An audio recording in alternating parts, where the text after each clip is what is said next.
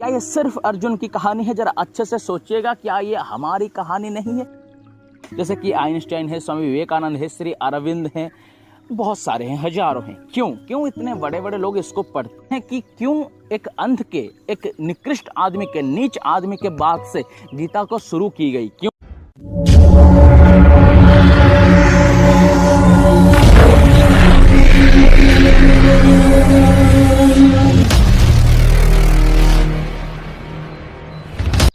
नमस्कार। इससे पहले कि गीता के श्लोकों में, उनके सच्चे अर्थों में हम प्रवेश करें जाएं, ये समझ लेना जरूरी है कि हम इसे समझाना क्यों चाहते हैं, समझने क्यों जाते हैं। क्यों आज तक दुनिया में जितने भी बड़े बड़े सफल आदमी हुए हैं, वो चाहे विज्ञान के फील्ड में हो, खेल के फील्ड में हो, स्पोर्ट में हो, आर्ट में हो, कल्चर में हो, वो सभियों में से हजारों अपने सक्सेस की राज में गीता को जोड़ते हैं। जैसे कि आइंस्टाइन है, स्वामी विवेकानंद है, श्री अरविंद हैं, बहुत सारे हैं, हजारों हैं। क्यों इतने बड़े बड़े लोग इसको पढ़ते हैं, क्यों उसको समझने की कोशिश करते हैं? इसमें ऐसा क्या है? कुछ तो होगा।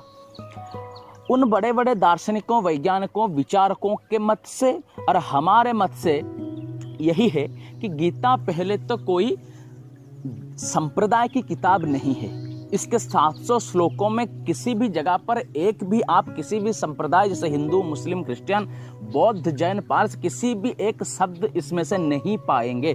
ये सनातन यानी ह्यूमैनिटी के लिए, इंसानियत के लिए, मानविकता के लिए दिया गया है। तो इससे आप प्रवेश करते हैं, इसको बारीकी से देखेंगे कि जीवन के ऊपर इसका असर क्या है, किस लिए इसको बड़े बड़े आदमी पढ़ते आए हैं। तो पहला श्लोक ये कहता है कि धर्म क्षेत्रे कुरुक्षेत्रे समवेता जजुष्छवः मामका पांडवाश्चैव किम कुर्वत संजय। कौन कहते हैं? धृतराष्ट्र कहते हैं। पर समझ में नहीं आता है कि इतने अच्छे ग्रंथ को, जो जीवन को सच में दिखाता है, उसको एक अंधे आदमी, जो एक बुरा आदमी है, इतने नीच आदमी है, उसके वचन से क्यों शुरू की गई? क्यों शुरुआत किया जाता है उसके वचन से? अकारण नहीं है, कारण है। आज मैं अगर आपको कुछ समझाना चाहूंगा तो उसके लिए अगर कुछ एग्जाम्पल दूंगा तो एक अच्छे फोन का एग्जाम्पल लेकर आपको समझाऊंगा।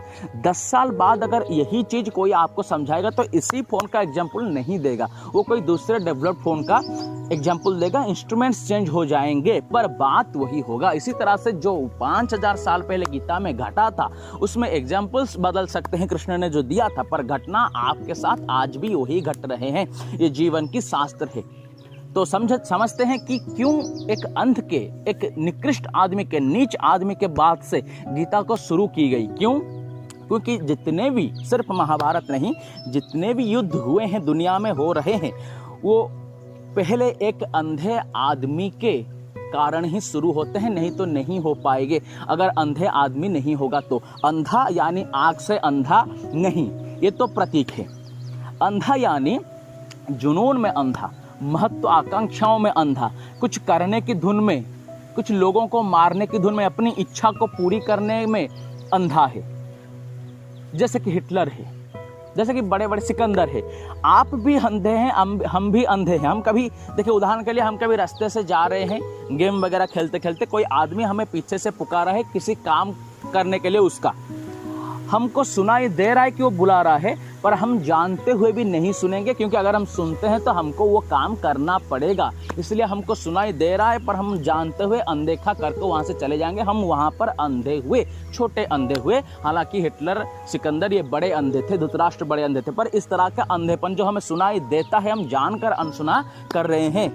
दिखाई दे रहा है, जानकर देख नहीं रहे। हमको हमारी इच्छा को पूरी करनी है, चाहे दुनिया तहस नहस हो जाए, चाहे सब मर जाए, चाहे वो राह गलत हो, फर्क नहीं पड़ता। यही अंधाधुन जिसमें होगा वही युद्ध को आरंभ करेगा, नहीं तो नहीं हो सकता। इसलिए हर युद्ध, छोटे हो बड़े हो, लाइफ के स्तर में हो, नौकरी में हो, जॉब में हो, बिजनेस में हो, अंधे आदमी के कारण ही शुरू होते हैं। इसीलिए एक अंधा आदमी से इसको दिखाया गया है कि शुरू होता है। और धर्म क्षेत्र कुरुक्षेत्र, मेरे बेटे और पंडु के बेटे क्या कर रहे हैं मुझे बताओ, ये धृतराष्ट्र पूछते हैं। दूसरी बात, उसके बाद के श्लोकों में क्या दिखाया जा रहा है कि अर्जुन ये कह रहे हैं कृष्ण को कि मेरे रथ को जरा लेकर दोनों सेनाओं के बीच में रख दो, ताकि मैं देख सकूं कि इस ओर कौन है और उस ओर कौन कौन है।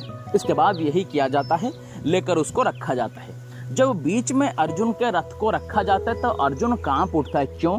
क्योंकि अर्जुन को दिखाई पड़ता है कि हर तरह की युद्ध में यहाँ पर एक और मित्र होते हैं, दोस्त होते हैं, दूसरे और शत्रु होते हैं, दुश्मन होते हैं। पर इस युद्ध में ऐसा नहीं है।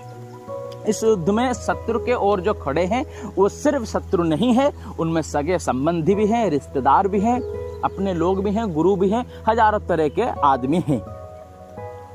पर क्या ये अर्जुन की कहानी है? क्या ये सिर्फ अर्जुन की कहानी है? जरा अच्छे से सोचिएगा, क्या ये हमारी कहानी नहीं है? क्या ये आपकी कहानी नहीं है?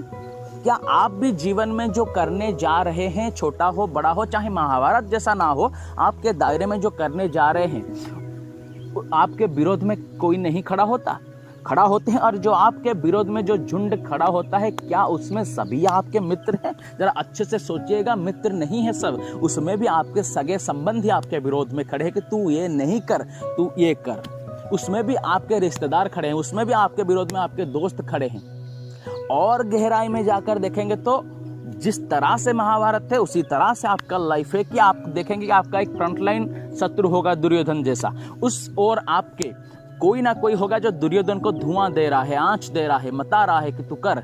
उस ओर ऐसा भी कोई होगा जिसका आपके सहित कोई दुश्मनी नहीं है पर उसकी मजबूरी है, इसलिए उस ओर खड़ा है कर्ण जैसा।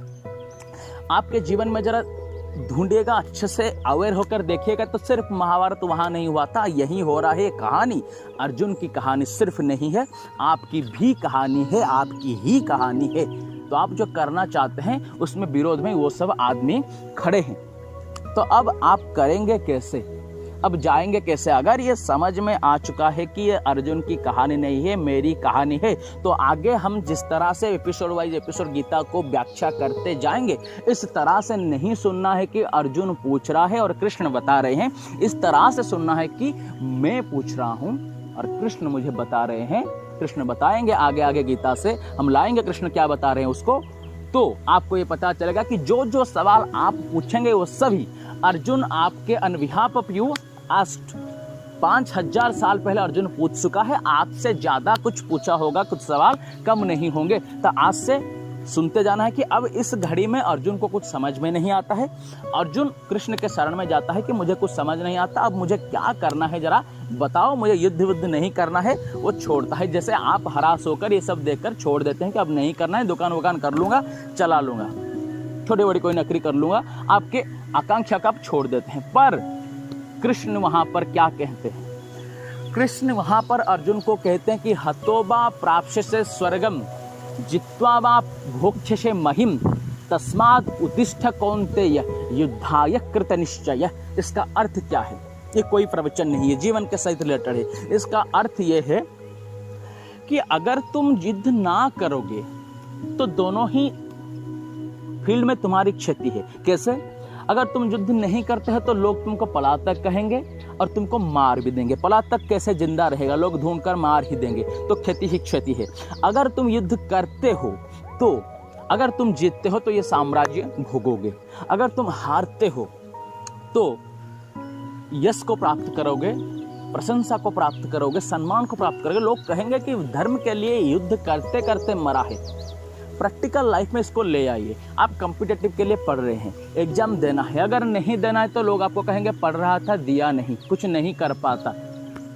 अगर क्षति ही क्षति है, अगर देते हैं और पा जाते हैं तो नौकरी करेंगे, बिजनेस करेंगे, जो आपको करना है आपके फील्ड में करेंगे। अगर नहीं पाते हैं तो एक इंस्टीट्यूशन खोलेंगे, लोगों को गाइड करेंगे कि इस राह पे मैंने गया और मैं हार गया, इस राह पर मत जाना और दूसरे राह पे जाओ, इस राह पे जाओ, जी जाओगा। आपके एक्सपीरियंस को बांटेंगे तो दोनों में लाभ है। इसीलिए उठिए।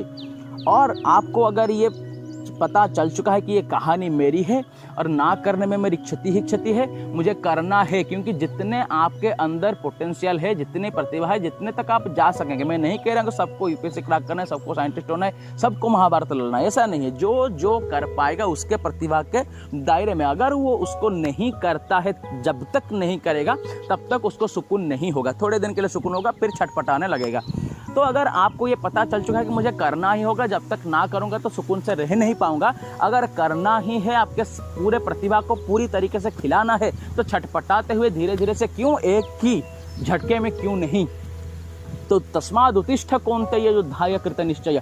और अगर ये समझ में आ चुका है तो अब पहली सीढ़ी ये है करने के लिए, कृष्ण कहते हैं कि योगस्थः कुरु कर्माणि संगम त्यक्त्वा धनंजय। अगर तुझे सच में ये समझ में आ चुका है कि करना है तो कैसे करना है सुन, और करने की तरीके में पहली चीज ये है कि संगम त्यक्त्वागत योगस्थ यानी सक्सेस को पाना चाहता है तो संगम त्यक्त्वा, पहले बेकार दोस्तों को छोड़ जो तुझे डिमोरलाइज करेंगे, जो तुझे दबाएंगे, जो तुझे कहेंगे नहीं कर पाएगा, जो आगे तेरी प्रशंसा करेंगे पीछे छुरा, तो उस लोगों को छोड़। पहले सूरज चांद भी तुझे देखने को ना पाए, इतने जुनून से लग जा कि तू घर से निकल ही मत जब तक तू सक्सेस को ना पा जाए। Work very silently that your success will out, जो चाणक्य ने कहा था, यही नीति है कि इन सभियों को पहले छोड़ दे।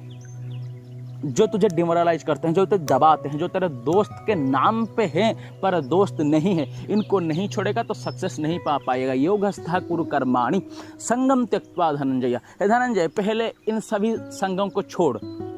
सिद्धेर असिद्धेर समभूत्वा समत्वम योग उच्यते। क्योंकि तूने पहले से आज तक बहुत कोशिशें नहीं की है, जब तू कोशिश करेगा पहले पहले हारेगा। हारा यानी जीत के पास आया। जो करता है कुछ वही हारता है, जो कुछ नहीं करता है वो हार नहीं पाएगा। कैसे हारेगा? वो हारा हुआ ही है। अगर तुझे कुछ करना है तो पहले ही सक्सेस को नहीं पाएगा। तू पहले पहले हारेगा, हारते हारते सीखेगा। कुआं खोदते हैं पानी के लिए, थोड़े से खोदने में पानी नहीं आती है, थोड़े से खोदने में हरास होकर चले जाएंगे, पानी नहीं पाएंगे।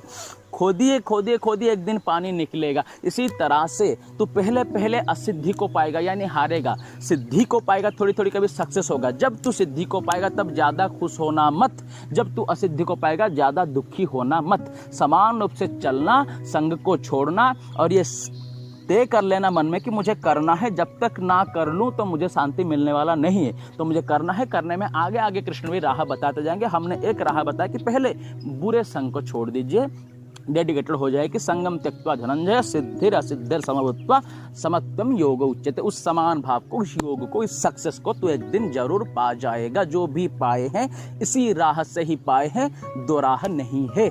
तो इसीलिए अब आगे एक सिचुएशन अर्जुन का आता है कि उसके सामने उसके पूरे सगे संबंधी खड़े हैं। युद्ध करना है, सक्सेस पाना है तो मैं ऐसे ही पालू लड़ लूं, पर उनसे कैसे लड़ूं जिनसे मैंने लड़ना सीखा।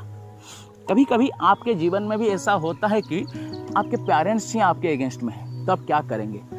आपके बहुत चहीदे ही आपके अगेंस्ट में है, जिसको आप दिल से चाहते हैं, दिल का एक टुकड़ा है, वो भी अगेंस्ट में। ऐसे होता है कभी कभी। ये सिर्फ अर्जुन की कहानी नहीं है, मैं रिपीटेडली कह रहा हूं। तो तब आप क्या करेंगे? तब आपको कैसे करना है, उनको कैसे हटाना है? कैसे भीष्म को मारेगा? मारने का मतलब नहीं है कि लोड करके उड़ा दे। कैसे मारेगा, कैसे हटाएगा, कैसे उनको उनसे होके कैसे जाएगा, ये अर्जुन पूछ रहा है। इसका उत्तर कृष्ण जो देते हैं हम उसे दूसरे एपिसोड्स में बताते जाएंगे। अगर समझ में आ चुका कि ये कहानी अर्जुन की नहीं है, हमारी है, तो ऐसे सुनते जाना है। तो 3 चीज आज कृष्ण बताते हैं कि तुझे पहले तय कर लेना है कि मेरी प्रतिभा को पूरी खिलना ही होगा, नहीं तो मुझे शांति नहीं मिलेगी। अगर खिलना है तो आज ही क्यों नहीं, आज से ही क्यों नहीं, छटपटाते हो क्यों? अगर खिलना ही है तो पहली सीढ़ी यही है कि बुरे दोस्तों को, कुसंग को छोड़ दी जाए और डेडिकेटेड होकर किया जाए वर्क को जब तक सक्सेस ना मिले। और ना लड़ने में क्षति ही क्षति है, लड़ने में लाभ ही है, चाहे हारो या चाहे जीतो। और जब भी हार आए तो ज़्यादा दुखी नहीं होना है, जब भी खुशी आ जाए तो ज़्यादा खुशी नहीं होना है। समान भाव से चलना है ताकि सक्सेस में आसानी में पहुंचा जा सके। तस्माद, और आगे आगे हम बताते जाएंगे कि वो क्या करेगा तब, जब उसके आगे पूरे उसी के चाहिए खड़े होंगे, तब कैसे उन लोगों को टपके जाना है, उन लोगों से उतर के जाना है, क्या तरीका है। तस्माद उत्तिष्ठ कौन्तेय युद्धाय कृत निश्चय।